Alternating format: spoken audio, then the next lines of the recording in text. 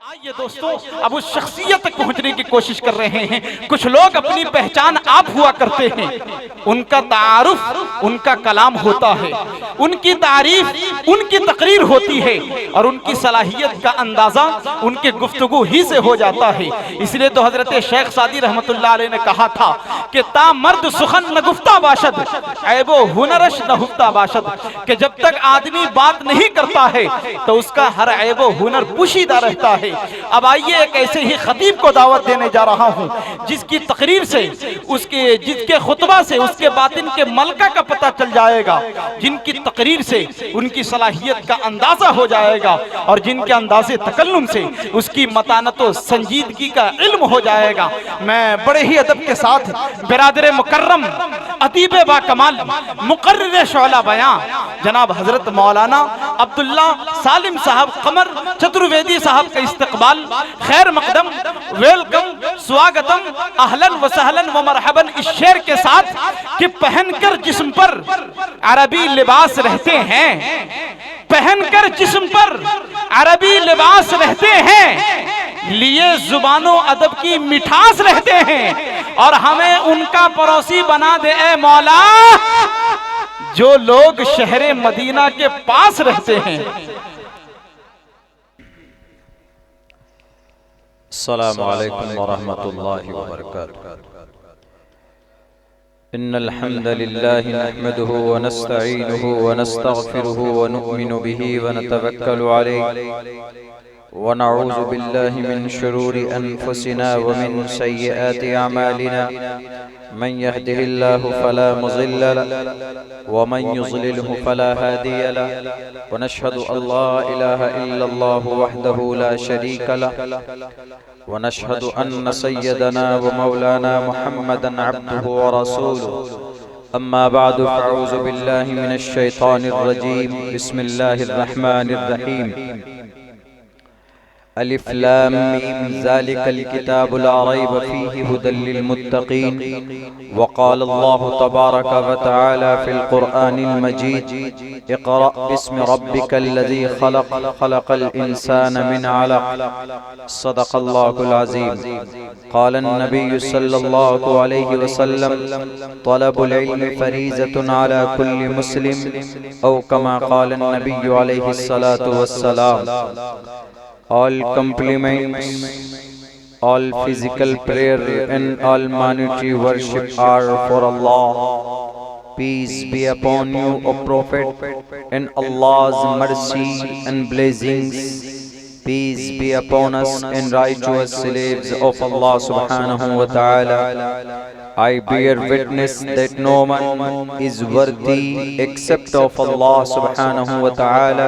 In the name of Allah, the most gracious, the most merciful, my Lord, expand me my praise is my task for me. Remove the impediment from my speech so they may understand what I say. रुद्रवो गिरीवा अश्रैत पिशाच अव ब्रह्मा दुविशो जहि प्यारो नाम पर जाम जहि तुवम तूर्य तरुष्यतः असत्यम विभाजनी। ओम सहनाववतु सहनो भुनक्तु सहवीर्यं कर्मामहे तेजस्वनावदीदवस्तु मा विद्विषावहे। ब्रह्मानंतमनादि विश्वकुर्दजम सत्यम परम शाश्वतम विद्या यस्य सनातनी निगम हृदय। ओम शांति ओम शांति ओम शांति। सदर मोहतरम और जलसे दस्तारबंदी के बैनर तले जमा होने वाले हमारे गयूर मुसलमानों, नौजवान साथियों, पर्दों में बैठी हुई हमारे समाज की इज्जतदार माँ और बहनों, बहुत ही मुबारक निस्बत पर हम सब की हाजिरी हुई।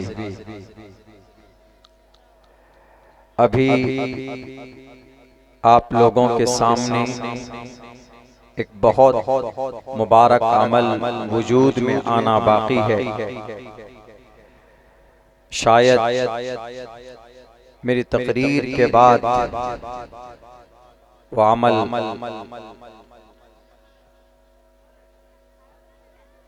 वजूद में आए। कभी उम्मीद करता हूँ कि हम सब इंशाअल्लाह उस मुबारक अमल में शरीक होंगे। कई हाफिज़ कुरान के सर पर फजीलत की दस्तार बांधी जाएगी। हमारे नजर में भले ही हम कम कीमत समझते हों, मगर अल्लाह तबारक व तआला की नजर में इस मुबारक अमल का और एक हाफिज़ कुरान के मकाम मर्तबा का बड़ा मकाम है, हम अंदाजा नहीं लगा सकते। दुनिया के अंदर अगर कोई दुनियावी एतबार से किसी बड़े ओहदे पर फाइज होता है तो दुनिया उसको इज्जत की निगाह से देखती है। दुनिया में उनको काफी इज्जत दी जाती है, मगर शायद हाफिज़ कुरान को, आलिम दीन को मकाम मर्तबा न मिलते हों, लेकिन कल क़यामत में दुनिया के ओहदेदार नफ्सी नफ्सी के आलम में होंगे। अगर वहाँ शान की जिंदगी और बड़ा मकाम और मर्तबे का मालिक अगर कोई होगा तो वह हाफिज़ कुरान होगा, वह आलिम दीन होगा। कुरान बड़ा मुक़द्दस कलाम है। जब तक इस कुरान करीम से हम ईमान वालों की मोहब्बत बरकरार रहेगी, हम उस वक्त तक इस दुनिया के अंदर जलील और खार नहीं हो सकते। हम अगर इस कुरान से उल्फत कम कर दें, मोहब्बत कम कर दें, हमारा रिश्ता कम हो जाए, तो अल्लाह तबारक व तआला फिर हम मुसलमानों को, हम ईमान वालों को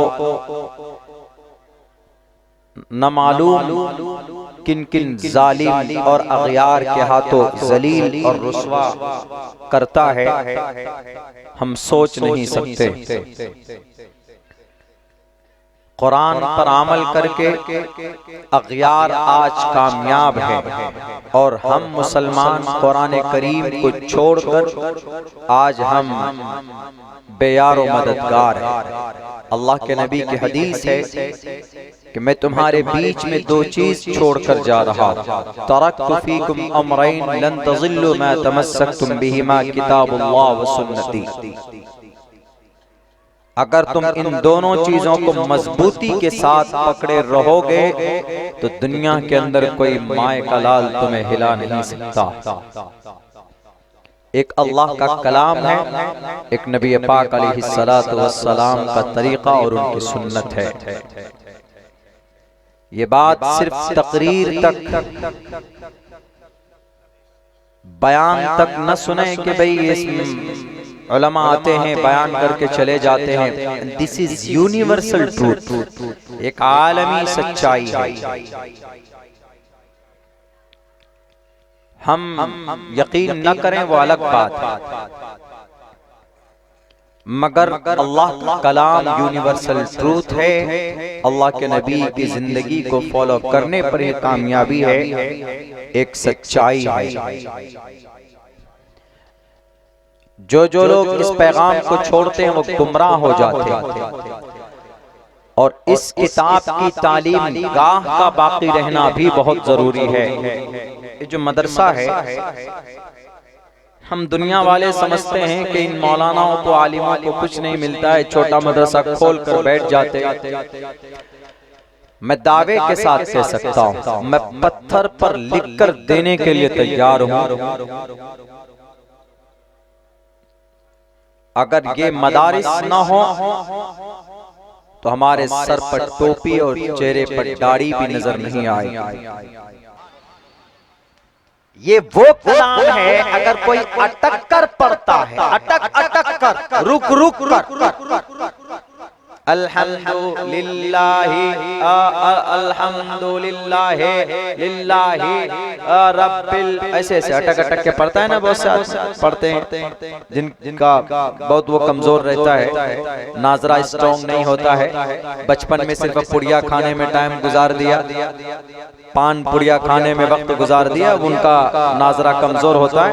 अगर वो ऐसा पढ़ता है, एहसास हुआ उसको कि चलो भाई कुरान पढ़ना चाहिए, पढ़ता है अगर इस तरह से मेहनत करके, तो अटक अटक कर पढ़ता है, तो जो बेहतर पढ़ता, अल्हम्दुलिल्लाहि रब्बिल आलमीन अर्रहमानिर रहीम मालिकी यौमिद्दीन इय्याका नअबुदु व इय्याका नस्तईन, उसको एक हर्फ पर एक अज्र 10, एक नेकी 10 गुना अज्र बढ़ा कर दिया जाता है।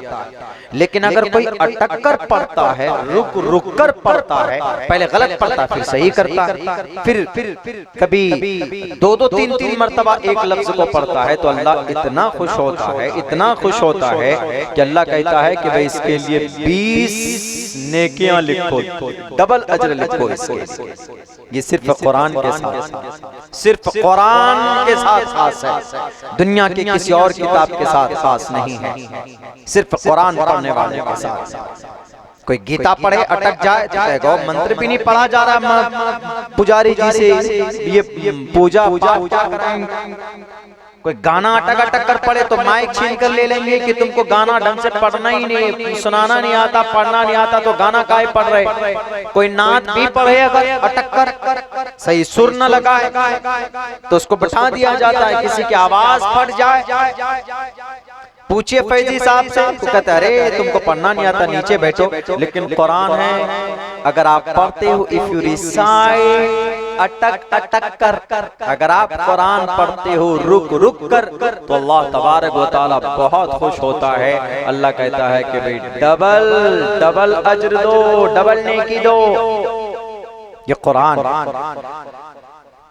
मामूली कलाम नहीं है, ये कुरान हम लोग बहुत मामूली समझते हैं। दुनिया की सारी किताब एक तरफ, हमारा कुरान एक तरफ। आप पढ़ो, अमल तो करो, देखो कैसे कामयाब होते। और इस कुरान की बका के लिए, कुरान बाकी है तो शरीयत बाकी, अगर कुरान बाकी नहीं तो शरीयत बाकी नहीं। और कुरान बाकी कहां से रहेगा? इन छोटे छोटे मदरसों, जो बच्चे सीने में महफूज कर लेते हैं। कुरान ही एक किताब है जो पूरी दुनिया में जुबानी याद की जाती है, बाकी कोई किताब याद नहीं की जाती, कोई किताब नहीं। मुझे अगर एक मंत्र याद करना होता है, अभी सूद के ऊपर मैं एक मंत्र पिछले 1.5 महीने से मुझे जुबान पर ही नहीं चढ़ रहा, अभी भी मेरे ज़हन में मुकम्मल नहीं आया। 2 लाइन का वो मंत्र है, सूद के ऊपर, ब्याज हराम है, ब्याज जो लोग खाते हैं वो उनका सब कुछ हराम है। कीक टेपू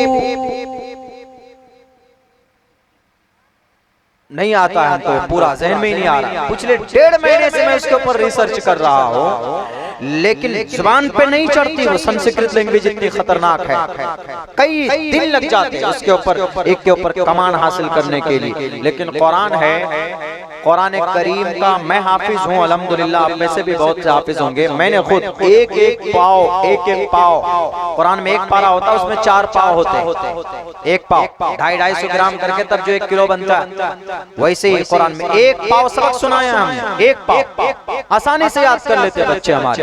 लेकिन वही मंत्र 1-1.5 लाइन का मैं याद नहीं कर पाता।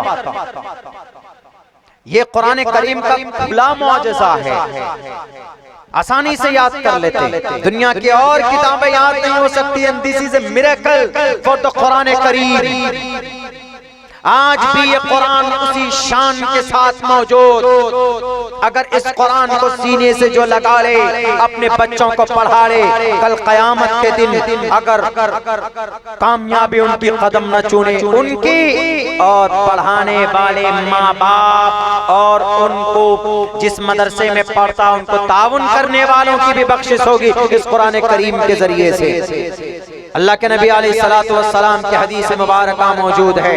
और फिर देख लीजिए, इस कुरान पर अमल करके एक दुनिया की सबसे कमजोर कौम है। कौन सी कौम? मुसलमान तो स्ट्रॉन्ग कौम है ना। हम मुसलमान तो इतने ताकतवर कौम है कि अल्लाह तबारक व तआला ने कुरान में कहा वअंतुमुल आलऊन, you are superior in the world, तुमसे बेहतर कोई नहीं। अल्लाह कहता कुरान कभी झूठा नहीं होता।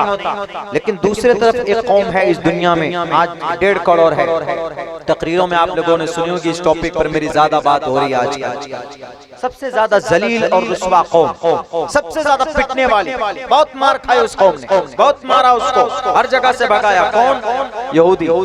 लेकिन आज की सबसे ताकतवर कौम कोई है इस वक्त पिछले 75 साल के अंदर सबसे ताकतवर कोई कौम अगर बनी है तो वो यहूदी बनी। पता कैसे बनी? वो कौम कुरान करीम के बाज फार्मूले पर अमल करके वो कौम इतनी ताकतवर बनी। हमारे कुरान पर जी आप कहेंगे कि मौलाना वो तो यहूदी हैं, वो तो मुशरिक हैं मुशरिक, मूसा अलैहिस्सलाम की कौम है, मुशरिक हैं। लेकिन कुरान पर रिसर्च करते हैं हम लोग, नहीं करते रिसर्च, लेकिन वो यहूदी करते हैं रिसर्च। सबसे ज्यादा पढ़ा लिखा कौन होता है आज के जमाने में? दुनियावी एतबार से यहूदी पढ़े लिखे होते हैं। मैं इसमें यहूदी की तारीफ नहीं कर रहा हूँ, बल्कि मैं तो ये कह रहा हूँ कि जो भी आदमी कुरान पर मेहनत करेगा, जो भी कौम मेहनत कर ले, जो भी इंसान मेहनत कर ले, वो 100% कामयाब। और इन यहूदियों ने 3 बातें ऐसी है कुरान की जिस पर अमल किया, पिछले 75 साल के अंदर दुनिया की बेताज कौम बनकर उभरी। दुनिया की सारी कौम उनके गुलामी में है। अमेरिका भी उनका गुलाम, 22 अरब कंट्री, 47, 57 मुस्लिम कंट्री, सब उनके गुलाम बन गया। सबके सब एक तरफ। किसी की हिम्मत नहीं है यहूदियों के खिलाफ लफ्ज़े दहशतगर्द इस्तेमाल करने की, किसी की हिम्मत नहीं। क्यों बोल रहा हूं? इसलिए बोल रहा हूं कि पिछले 47 दिन में गजा पट्टी में 35 से 32 हजार टन, 30 से 32 हजार किलो नहीं, 30 से 32, 30 ही हजार मान लीजिए, 30,000 टन बारूद गिराया, बम फेंका। कहां? गजा पट्टी में। किसने? इन यहूदियों ने। लेकिन आज तक किसी ने उनको नहीं कहा कि तुम जालिम हो, तुम टेररिस्ट हो, तुम आतंकवाद हो। किसी ने भी नहीं कहा उसको। क्यों? किसी की हिम्मत नहीं है कि इसराइल को कोई गलत कह दे। इस वक्त कितने हैं इसराइल में बसने वाले? कौन है? यहूदी। कितने हैं तादाद में? 1.5 करोड़। और मुसलमान कितनी है तादाद में इन इंटायर वर्ल्ड पूरी दुनिया में? 150 करोड़। यहूदी 1.5 करोड़।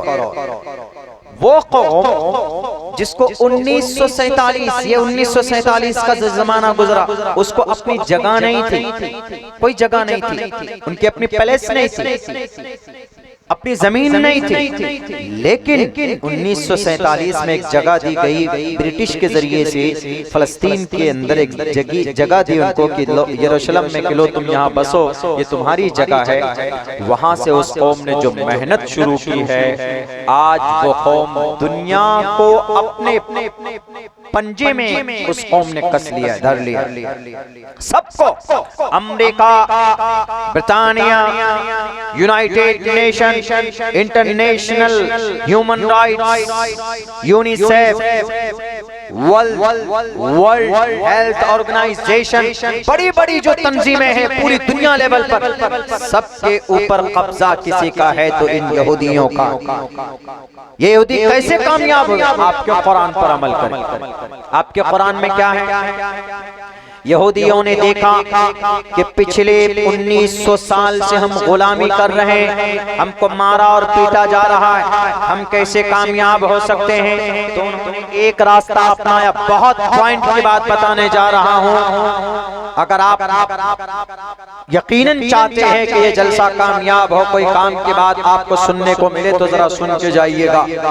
उन यहूदियों ने देखा कि हमसे ज्यादा मजलूम और मकहूर कौम कौम कोई नहीं है। मुसलमानों के कुरान में हमारा नाम मग़ज़ूब अलैहिम लिखा है, यानी अल्लाह का गज़ब नाजिल हुआ इन यहूदियों पे, और क़यामत तक ये कामयाब नहीं हो सकते। लो हम उसी कुरान पर अमल करके दुनिया को अपना गुलाम बनाएंगे। उन्होंने देखा कि अल्लाह के तरफ से सबसे पहला मैसेज क्या था मोहम्मद को, तो उन यहूदियों ने जब रिसर्च करना शुरू किया तो उनको पता चला कि सबसे पहला कलाम था, सबसे पहला मैसेज था इक़रा बिस्मी इक़रा। तो यहूदियों ने इस लफ्ज़ इक़रा से अंदाजा लगाया कि जब नबी को उतनी सख्त जमीन पर काम करना था तो अल्लाह ने नमाज के बारे में नहीं कहा, अल्लाह ने नहीं कहा कि तुम रोजे के बारे में बतलाओ, तुम हज और ज़कात के बारे में बतलाओ। अल्लाह तबारक व तआला ने कहा कि पढ़ो, ए नबी पढ़ो। तो पता ये चला कि किसी कौम के अंदर तब्दीली आएगी पढ़ने से। देखिए यहूदियों का दिमाग, किसी कौम के अंदर चेंजिंग और तब्दीली आएगी पढ़ने से। इसीलिए इंग्लिश के अंदर एक मकूला किसी प्रोफेसर ने, किसी बड़े बड़े विद्वान ने कहा, the primary aim of education is to prepare into qualification, the new generation for participation in the development cultural society. अगर समाज को तरक्की याफ्ता बनाना हो तो कुछ मत करो, अपने बच्चों को पढ़ा दो बस, अपने नस्ल को पढ़ा दो बस। ये नस्ल अगर पढ़ ले, पूरे समाज के अंदर बच्चा पढ़ा लिखा होगा तो समाज से बड़ा तरक्की याफ्ता कुछ नहीं हो सकता। और उन बच्चों के लिए सबसे बेहतरीन सेविंग और अनमोल दौलत कोई हो सकती है तो तालीम हो सकती है। इस पर भरपूर अगर अमल किसी ने किया है, यहूदियों ने किया है, अपने बच्चों को पढ़ाना शुरू किया यहूदियों ने बच्चों को। और यही वजह है कि आज यहूदी बच्चे क्या, उनके बूढ़े भी, यहूदियों में आप 100 यहूदी को खड़ा कीजिए और उन यहूदियों से पूछिए व्हाट्स योर क्वालिफिकेशन, वो कहेगा कि आई एम ग्रेजुएटेड। दूसरे से पूछिए कि व्हाट्स योर क्वालिफिकेशन, वो कहेगा कि I am a doctor of philosophy. तीसरे से पूछिए हु आर यू, कौन है आप, वो कहेगा I am a great scientist. चौथे से पूछिए, हर कोई कहेगा। यहूदी शादी पर ध्यान नहीं देते, यहूदी मजहब पर ध्यान नहीं देते, उनका खुदा राजी है कि नहीं, पढ़ने पर बहुत ध्यान देते हैं। वो भी कौन सी तालीम, दुनियावी तालीम, मॉडर्न तालीम पर बहुत ध्यान देते हैं। सबसे ज्यादा पढ़ा लिखा व्यक्ति यहूदी होता है, यानी इसराइल में बसने वाला, अमेरिका में बसने वाला 1.5 करोड़ जो यहूदी हैं वो पूरी दुनिया में बसे हुए, उनमें से 40-45 लाख सिर्फ इसराइल में है। वो इसराइल जो गजा पट्टी पर हमला कर रहा, सबसे ज्यादा पढ़े लिखे यही होते हैं। तो तालीम के जरिए से इन्होंने अपनी तरक्की के मनाजिल तय करना शुरू किया। लेकिन अब जो कामयाबी है इनके अंदर, वो कामयाबी इंसानों के फायदे के लिए वक्ती तौर पर दिख रही है, लेकिन वो जालिम इसलिए बने हुए हैं क्योंकि सिर्फ इक़रा पर अमल किया, बिस्मि रब्बिकल लज़ी पर अमल करता, रब के नाम से पढ़ता, अल्लाह के नाम से पढ़ता तो मासूमों को नहीं मारता। गजा पट्टी में पिछले 47 दिन में 1 साल से लेकर 5 साल तक के बच्चे की उम्र जो है, 1 साल की उम्र से लेकर 5 साल की उम्र के बच्चे, 5 से 6 हजार बच्चों को शहीद किया है इन यहूदियों ने, और तकरीबन 15 से 25 हजार आम लोगों को मारा है, उनको शहीद किया है गजा पट्टी के अंदर। 30,000 टन बारूद बरसा कर। इससे ये पता चलता कि सिर्फ इक़रा पर अमल किया, पढ़ा है, दुनिया में तरक्की की। कितनी तरक्की की पता है? इतनी तरक्की की है, इतनी तरक्की की है कि आज हम लोग जो मोबाइल यूज करते हैं, मोबाइल आईफोन, सबसे भारी मोबाइल आईफोन माना जाता, बेकार है, कोई काम का नहीं होता, सिर्फ उसमें सिक्योरिटी होती है बस, बाकी आप बेसिक फंक्शन उसमें नहीं चला सकते, परेशान हो जाएंगे। मेरे पास एक है पुराना छोटा मोटा, 2 साल से मुझे उसके फंक्शन ही समझ में नहीं आया। मैं दूसरा मोबाइल रखे हुआ हूँ, किताब वगैरह मुताला करता हूँ, तो मेरे पास ये छोटा मोबाइल है, इसी में कम से कम 1100 इस मोबाइल में, इसी को यूज करता हूँ ज्यादा। सबसे ज्यादा कीमती और सबसे ज्यादा सिक्योर मोबाइल आईफोन, एप्पल जिसको बोलते हैं, उसको माना जाता है। इस एप्पल को बनाने वाला यहूदी, दूसरे नंबर पर सबसे सक्सेसफुल मोबाइल कौन? नोकिया। सबका प्यारा नोकिया कौन बनाया? यहूदी। मोटोरोला कौन बनाया? यहूदी। वो छोड़िए, आप लोग साबुन इस्तेमाल करते हैं, लाइफ बॉय, लक्स, डिटॉल, ये सब साबुन इस्तेमाल करते। पियर्स, सेलिब्रिटी लोग पियर्स साबुन इस्तेमाल करते। कौन? किसका बनाया हुआ? यहूदी। सरफ यूज करते हैं हम लोग, एरियल, सर्फ एक्सल, यहूदी। सुबह उठते हैं कॉलगेट करते हैं, कॉलगेट। पेस्ट में क्या यूज करते हैं? कॉलगेट। कॉलगेट डब्बा, कॉलगेट लिखा, मेड इन यहूदी। गर्मी का दिन हो, प्यास लगती है तो Thums Up, Pepsi, Coca Cola, Mirinda, 7 Up, ये सब मेड इन यहूदी। देखिए यहूदी ने कितनी तरक्की की। और तो ब्रश ऑरल भी मेड इन यहूदी। पिज्जा, बर्गर शहरों में चलता है ज्यादा। पिज्जा ऑर्डर कर लो, बर्गर ऑर्डर कर लो, pizza, burger, Domino's, KFC, chicken है ना, चिकन उसका ही तल कर बनाया जाता है। KFC एक ब्रांड है, ये सब मेड इन यहूदी, टोटल मेड इन यहूदी। फेसबुक चलाते हैं हमारे नौजवान, हमारे इंडिया और नेपाल के नौजवान। फेसबुक बना, फेसबुक में क्या बनाते? पेज बनाते। ये कुछ नहीं बना सकते हमारे बच्चे, सिर्फ फेसबुक में जाके पेज बनाते हैं बस। वो फेसबुक बनाने वाला जो है मार्क जुकरबर्ग, पहले तो वो कुछ भी नहीं था, एथिक्स था, यानी जो किसी धर्म को नहीं मानता, लेकिन अभी वो यहूदी बना। फेस व्हाट्सएप बनाने वाला मेड इन यहूदी। यूट्यूब बनाने वाला 3 आदमी है, उनमें से एक है मुसलमान, जावेद अख्तर नाम है, और 2 और है, तो उनमें से 2 यहूदी। यानी हर जगह जहां जाएंगे आप, जो चीज इस्तेमाल करेंगे आपको यहूदियों का बनाया हुआ मिलेगा। देखिए कितनी तरक्की की उन्होंने, और ये तरक्की कैसी की उन्होंने? ऐसे ही नहीं, पढ़कर। हमारा जवान तो इतना पुड़िया खाता, इतना पुड़िया खाता, उनसे अगर एड्रेस पूछो। अभी हम उत्तर प्रदेश से आ रहे थे, एक हाईवे पे जो ड्राइवर था हमारे साथ में गाड़ी में, हमने उनसे पूछा कि भाई और कितना वक्त लगेगा जरा बताओ। क्या बोलता है? मौलाना 1 घंटे 20 मिनट और वक्त लगेगा।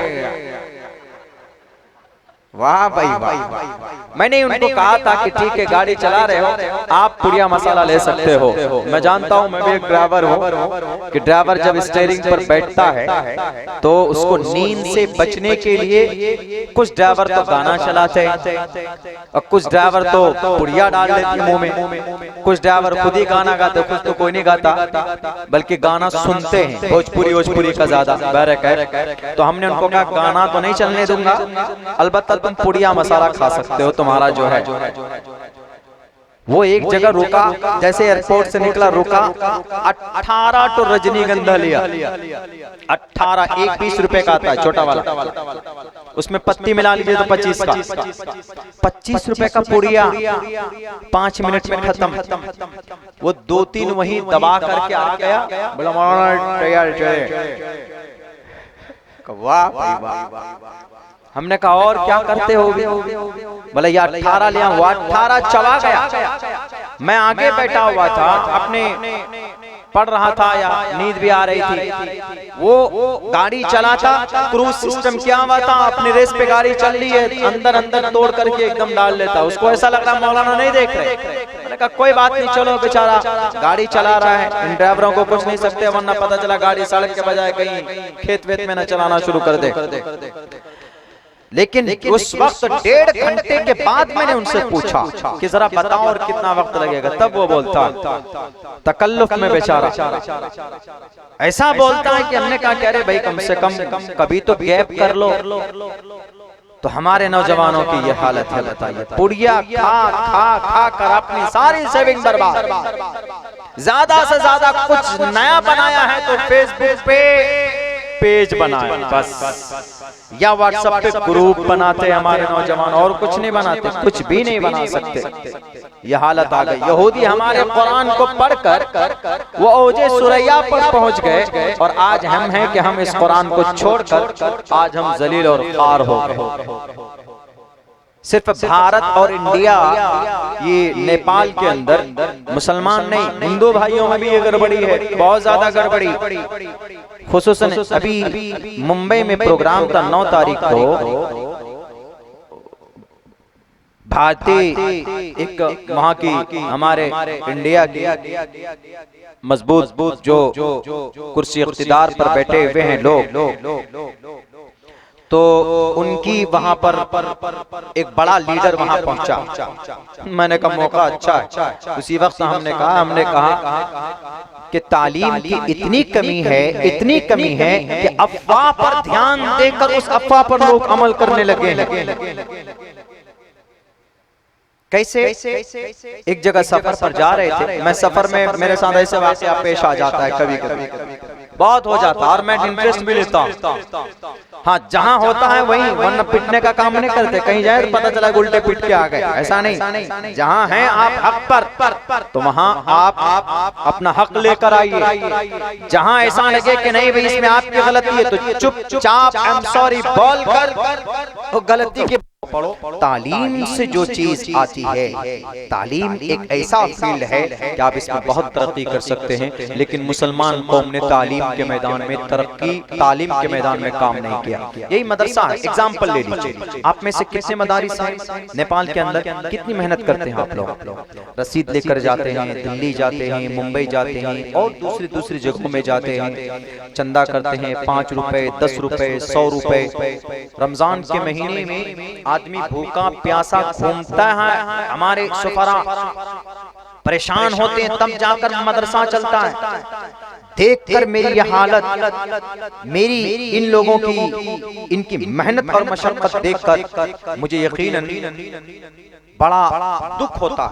मैं तो कभी कभी कहता हूँ कि अगर ये कौम अगर इतनी गूंगी बहरी हो गई ना, इनके पास जाइए 3 मरतबा पैसा लेने के लिए फिर भी कहेंगे मौलाना जाइए बाद में दे देंगे। ऐसा लग रहा है जैसे मदरसे पे चंदा दे के एहसान कर रहा हो। 20 साल के लिए कर दीजिए मदरसा बंद। देखिए अपने बच्चों के लिए निकाह कहां से पढ़ाएंगे, लाएंगे ओम मंगलम स्वाहा मैं कुरकुर स्वाहा, उन्हीं को पकड़ कर लेकर आएंगे। आलिम दीन ना हो, उलमा ना हो, मदरसा ना हो तो उलमा नहीं, उलमा ना हो तो शरीयत नहीं, शरीयत नहीं तो मुर्तद और काफिर होकर मुसलमान बनेगा। बल्कि इन मदरसों को चलाने के लिए पता क्या करना चाहिए? जहां जहां मदरसा अपने अगर किसी पर ज़कात फर्ज है तो फौरन उठा कर दे मदरसे में, मोहतरम साहब लीजिए मेरे पर ज़कात फर्ज है, ये लीजिए इतना बना, आप लीजिए फौरन। लेकिन पता है हमारे उलमा खुद जाते हैं, भैया तुम पर ज़कात फर्ज है दे दो मदरसे में, ऐसा हो रहा है। इस पर तालीम पर मेहनत अगर कोई कर रहा है तो यहूदी बड़े बड़े तालीमी इदारे किनके हैं? यहूदियों के हैं कि नहीं है? London university, Oxford university, Cambridge university, Harvard university किनके? यहूदियों के। मुसलमानों के पास दीनी और दुनियावी, बताइए दारुल नदवा मज़ाहिल इनको छोड़कर, और जो अरब में है करोड़ों रुपए जहां पर अल्लाह तबारक व तआला जहां खान बनाया सोने और चांदी का, अल्लाह तबारक व तआला ने इन 22 अरब कंट्री में कुछ नहीं है, तालीम के नाम पर जीरो अय्याशी दुनिया भर की करते हैं, लेकिन तालीम के मैदान में जीरो।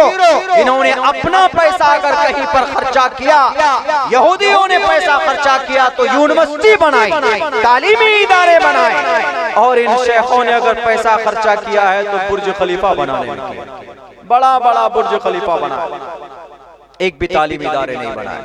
तो मेरे भाइयों मेरे साथियों, तालीम के लफ्ज़ इक़रा पर सिर्फ यहूदियों ने अमल किया, लेकिन आधी तालीम पर, पूरी तालीम पर अमल करते तो वो इतने जालिम नहीं बनते। और दूसरी कौन सी बात पर अमल किया? तीनों बातों का अगर सही एक्सप्लेनेशन करें ढंग से तो बहुत वक्त लगता है, लेकिन जहां समझ रहा हूं कि आप लोग वक्ता गए, 2 बातें हैं मुख्तसर बताकर अपनी जगह लेता हूँ। दस्तारबंदी का अमल वजूद में आना, ये मुबारक अमल देख कर जाए। 2 बात एक बात ये कि यहूदियों ने तालीम पर मेहनत की, दूसरी बात ये कि यहूदियों ने तिजारत पर मेहनत की। और तिजारत भी क्या है, सुन्नत रसूलुल्लाह है कि नहीं है तिजारत। देखिए अगर और भी उठ के जाना हो तो जाइए, मेरा दिमाग खुद ही मुंतशिर हो जाएगा। और भी जाना है बच्चों को, उठना है किसी को तो उठ जाइए। मेरी बात और ज्यादा नहीं, 5 से 6 मिनट में खत्म हो जाएगी। उठना है किसी को, उठिए, बीच में मत उठिए, दिमाग मुंतशिर हो जाता है।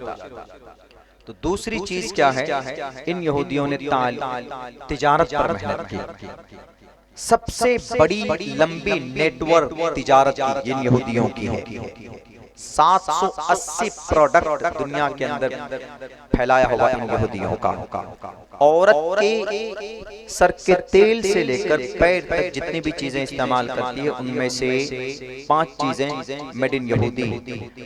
मर्द भी अगर 10 प्रोडक्ट यूज करता है तो उनमें से कम 3 प्रोडक्ट मेड इन यहूदी होता है, जो ब्रांडेड होते हैं, जो इस्तेमाल करते हैं।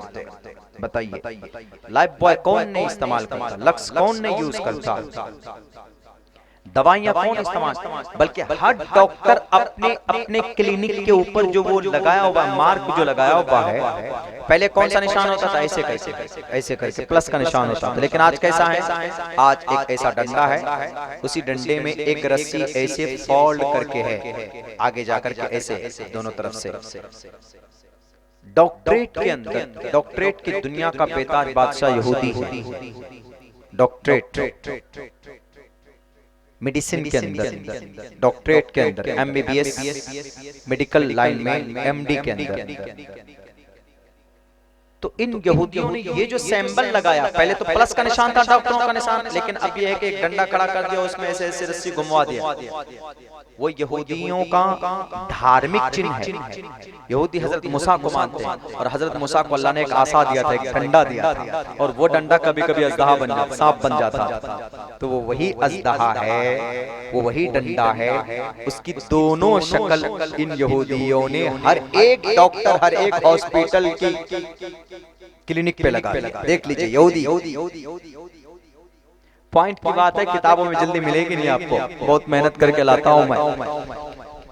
ये यहूदी यानी इतने ताकतवर हो चुके हैं तिजारत की दुनिया में। हमारे बच्चे के पास में अगर 20,000 रुपए हो जाए, 30,000 रुपए हो जाए, कहाँ जाते हैं फौरन। आपके नेपाल में कोई बेहतर मार्केट जहाँ पर बच्चा वहीं जाएगा, कहेगा भैया जरा हमें वीवो का वो वाला मोबाइल, कौन सा जिसमें बेहतरीन सेल्फियां। पैसा हुआ तो खर्च करेंगे। यहूदी बच्चे के पास पैसा होता तो खर्चा नहीं करता। वो अगर उनके पास 50,000 रुपए हुआ तो उसको 1 लाख कैसे बनाए, 50,000 कैसे बनाए, उस पर मेहनत करते हैं। हमारा बच्चा पढ़ता है किस लिए, तैयार तो इसलिए पढ़ाई करें ताकि नौकरी लग जाए। यहूदी बच्चा पढ़ता, पूछे कि भाई क्यों पढ़े, तो वो पता क्या कहेगा आपको, वो आपको जवाब देगा मैं इसलिए पढ़ता हूँ ताकि मैं नौकरी पैदा करूं। ये सोच है उन बच्चों की। तिजारत किनकी सुन्नत है, अल्लाह के नबी की है कि नहीं? अरे 15 साल से लेकर 40 साल तक मोहम्मद रसूलुल्लाह ने क्या किया? इबादत करते थे अलग, लेकिन दूसरा काम क्या था अल्लाह के नबी का? फेसबुक चलाना, व्हाट्सएप चलाना नहीं, तिजारत करते थे जनाब मोहम्मद रसूलुल्लाह। और आपकी तिजारत ही की बुनियाद पर आपको नाम मिला था, खिताब मिला था as-सादिक अल-अमीन। तिजारत ही की वजह से आप कहेंगे कि मौलाना तिजारत के लिए 5 लाख शर्त है, 10 लाख शर्त है, क्यों? जाइए इंडिया, बिहार का सीएम दूध बेचने वाला सीएम बन सकता है। हमारे इंडिया का प्राइम मिनिस्टर दूध चाय बेचने वाला पीएम बन सकता है। कोल्ड ड्रिंक बेचने वाला अंबानी बन सकता। कोल्ड ड्रिंक अंबानी का हिस्ट्री पढ़िया, उनका अब्बा एक फैक्ट्री के सामने में कोल्ड ड्रिंक बनाता था, वो बेचता। देखिए पढ़ तब अखबार बेचने वाला मिसाइल मैन बन सकता है। Doctor APJ Abdul Kalam 6 missile, 5 missile बनाकर भारत के अंदर सबसे कम खर्चों में मिसाइल बनाकर चांद पर पहुंचाने के लिए जो काम किया है डॉक्टर एपीजे अब्दुल कलाम के नाम, ये तारीख। तो हमारा बच्चा अगर मेहनत करे तो क्यों नहीं आगे बढ़ सकता? नहीं, वो मिजाज नहीं, वो थ्योरी दिमाग में नहीं है। और खुसूसन मैं अपने मदारिस के फुज़ला और उलमा से कहना चाहूंगा, मैं अल्हम्दुलिल्लाह इसमें सक्षम हूँ। मैं तिजारत करता हूँ, मेरे कपड़े की रिटेलर की दुकान है, कपड़े की रेडीमेड की, मेरे जो कि हाट विधानसभा में जाएंगे। मैं किताबों का कारोबार करता हूँ, स्कूल में किताब, मैं कई स्कूल में किताबें सप्लाई करता हूँ। हर मर्तबा मैं जाकर लेके आता हूँ और खुद से वो किताबें मैं बेचता हूँ तो अल्लाह उससे दे देता है। मेरा स्कूल चलता है, फीस से स्कूल चलाता हूँ। हाँ, कुछ गरीब बच्चे हैं जो यतीम लाचार बेबस, उनको फ्री तालीम देता हूँ। तो कारोबार की दुनिया में आप भी आइए। ये नहीं कि मौला हम मदरसे में पढ़ाएंगे उसके बाद में हम सोचेंगे कि 10,000 15,000 सैलरी हो, नहीं, ये कौम नहीं देने वाली। ये यहूदी ही करते हैं। यहूदी पता अपने तालीमी इदारों को चलाने के लिए हर दिन 5 रुपए देते हैं अपने पॉकेट से, 5 रुपए। हम ज्यादा नहीं कहते, हम कहते हैं कि नेपाल के अंदर अगर 10 लाख मुसलमान है, नेपाल के अंदर, पूरे नेपाल में तो होना ही चाहिए, 10 लाख मुसलमान है, अगर हर दिन मुसलमान 1 रुपए निकालेगा तो 10 लाख रुपए निकलेगा एक दिन में। पूरे महीने में कई करोड़ हो जाएंगे, पूरे साल में कई अरब हो जाएंगे। You can't imagine. उन पैसों से क्या होगा? ये मदरसा चलेगा, मस्जिद में इमाम को तनख्वाह मिलेगी, मकतब में पढ़ाने वाले को तनख्वाह मिलेगी, हमारे उलमा चंदा नहीं करेंगे, आपके पॉकेट से दिन में 1 रुपए जाएगा, महीने में 30 दिन होते हैं, 30 रुपए जाएंगे, आपको पता भी नहीं चलेगा, लेकिन कौम का बहुत बड़ा काम हो जाएगा। ये काम कौन करता? यहूदी करता। ये काम कौन करता? भारत में आरएसएस करते हैं। जिस कौम को ये काम करना था वो कौम नहीं करती, दूसरे करते। तो दूसरी बात, तिजारत में कदम कदम।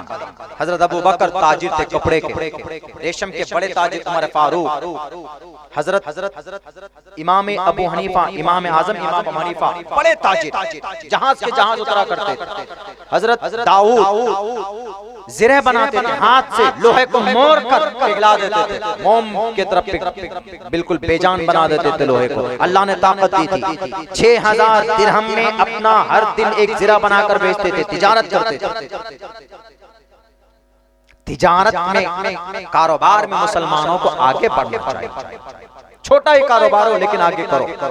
तीसरी चीज क्या है? तीसरी चीज इन यहूदियों ने अपनाई यूनिटी, इत्तिहाद। कोई काम कहीं हो रहा है दीन का, तो मुत्तहिद हो जाओ, मुत्तहिद होकर काम करो। अकेले नहीं, अकेले कोई भी काम करेंगे तो आप कामयाब नहीं हो पाएंगे। मुत्तहिद होकर काम करना, मदरसा चलाना मुत्तहिद होकर।